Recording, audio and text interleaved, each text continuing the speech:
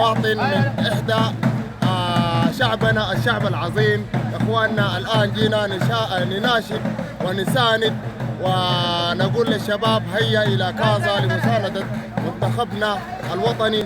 وصراحة اليوم ما عندنا أي خيار تاني، يا إما نفوز يا إما نفوز. ونشكر السلطات المغربية على هذا الحفل وعلى هذا التنظيم الرائع، ونشكر كل الدول المشاركة.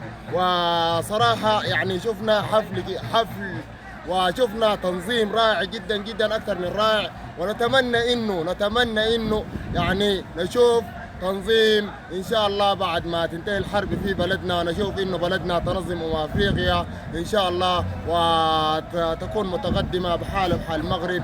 والله صراحة نحن نشكر السلطات المغربية من إلى أصغر مغربي، وشكرا كثير. وإن شاء الله نقول ارفع راسك فوق انت سوداني، ارفع راسك فوق انت